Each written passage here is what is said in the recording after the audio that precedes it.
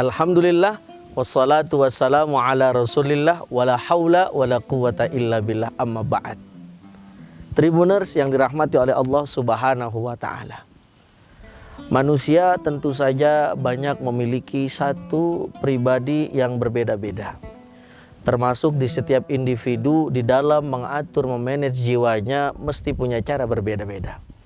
Karena memang jiwa manusia dengan manusia lainnya itu berbeda. Namun Allah Subhanahu wa taala lewat agama Islam satu memberikan kita gambaran bahwasannya kita sebagai manusia harus mampu mengatur serta mengawasi bagaimana jiwa kita dan nafsu kita sebagai manusia. Tentu saja kita diberikan jiwa, diberikan nafsu oleh Allah Subhanahu wa taala bukan untuk dipergunakan pada salah tempatnya.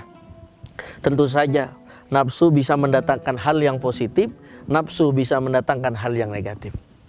Kapan jiwa dan nafsu ini bisa mendatangkan nilai yang positif? Apabila kita mampu memanajemen itu semuanya dengan baik. Contoh, di bulan suci Ramadan ini tentu saja seperti ta'rif daripada as-saum ma'nahu al-man'u. Kita diperintahkan oleh Allah Subhanahu wa taala menahan hawa nafsu. Tentu nafsu apa yang harus kita lawan?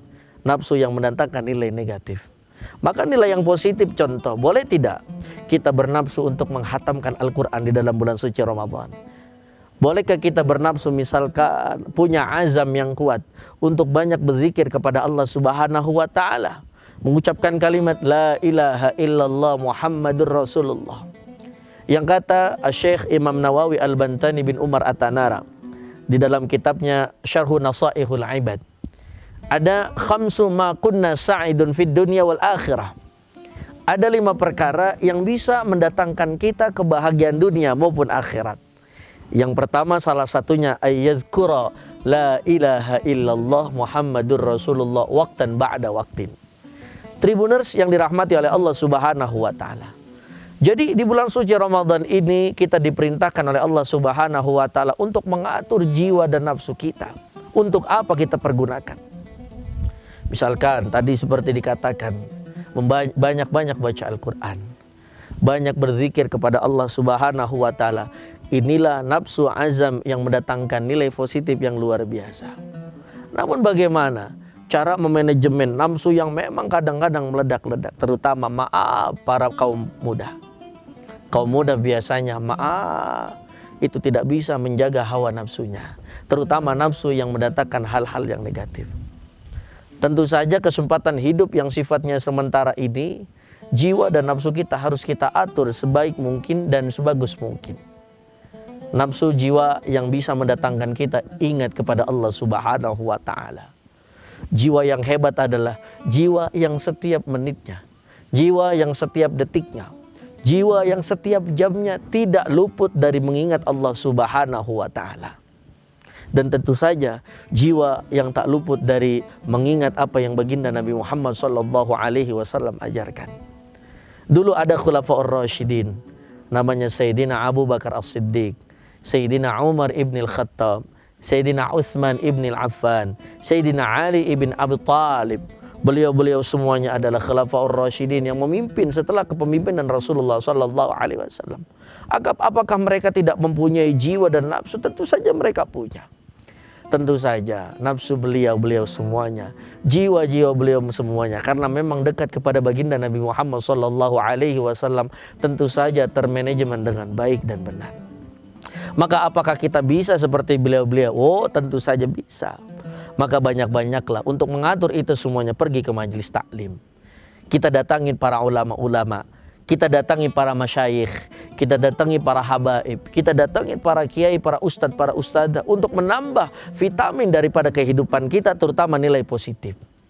Sebab apa? Makin banyak kita datang ke tempat yang baik, makin banyak kita berkecimpung di dalam lingkungan-lingkungan yang baik, maka itu semuanya akan menjadi hal yang baik.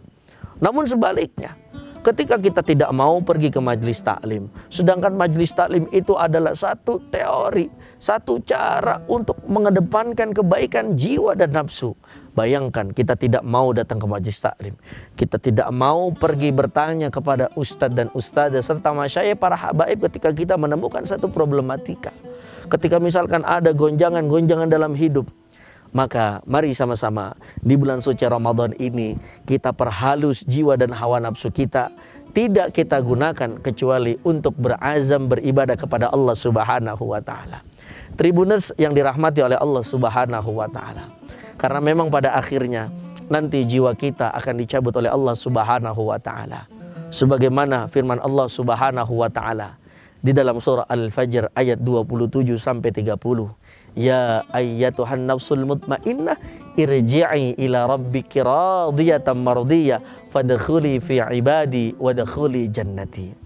Maka ketika kita ingin masuk ke surganya Allah Subhanahu wa taala, kita harus menjadi hambanya Allah yang taat, menjadi hambanya Allah yang selalu mengingat Allah Subhanahu wa taala, sehingga bukan hanya ketenangan di dunia, namun ketenangan di akhirat yang akan kita dapatkan. Mudah-mudahan di dalam bulan suci Ramadan yang mulia ini kita semuanya termasuk orang-orang yang beruntung yang bisa memanajemen jiwa dan nafsu kita sebagai manusia. Pada akhirnya ada sebuah pantun. Ada bapak, ada emak, emak-emak memasak sop iga. Keselamatan jiwa tujuan utama. Mari bersama-sama kita masuk surga. Wassalamualaikum warahmatullahi wabarakatuh.